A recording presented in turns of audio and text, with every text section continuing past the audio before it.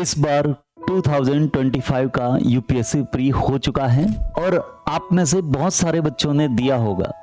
लेकिन शायद बहुत कम बच्चों ने गौर किया होगा कि इस बार यूपीएससी प्री के एग्जाम से कुछ निष्कर्ष निकलकर सामने आए हैं। पहला निष्कर्ष ये निकलकर सामने आया है कि अब जो बच्चा यूपीएससी के सिलेबस को थॉरोली रिवाइज नहीं करेगा, घर बैठकर उस पर चिंतन मनन नहीं करेगा, पूरा कंप्लीट सिलेबस तैयार नहीं करेगा, तब तक अनप्रिडिक्टेबल पब्लिक सर्विस कमीशन यानी कि यूपीएससी का एग्जाम पास करना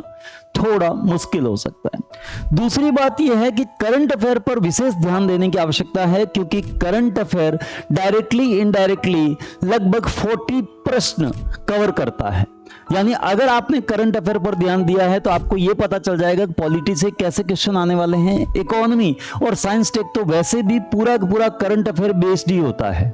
और तीसरी बात आपको यह समझने की आवश्यकता है इस बार के यूपीएससी प्री 2025 से कि डे टू डे लाइफ में जो चीजें आपके आसपास है उन पर भी विचार कीजिए।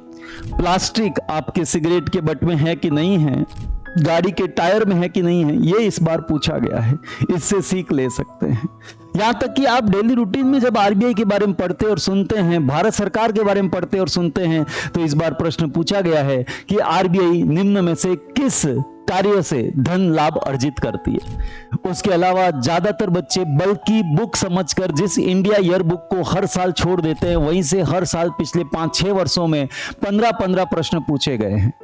इतना ही नहीं, जो बच्चे सिर्फ कोचिंग नोट्स के भरोसे हैं वो भी फेल होने की कगार पर है, क्योंकि ऑथेंटिक बुक न पढ़ने की वजह से, एनआईओएस के नोट्स न पढ़ने की वजह से, एनसीईआरटी से बेसिक कॉन्सेप्ट क्लियर न करने की वजह से उन्हें दूसरों की तुलना में नुकसान उठाना पड़ सकता है। तो इन 5-6 बातों का ध्यान रखकर आप यूपीएससी प्री इस बार वाला नहीं तो कम से कम 2026 वाला तो अवश्य प्राप्त कर सकते हैं, पास कर सकते हैं।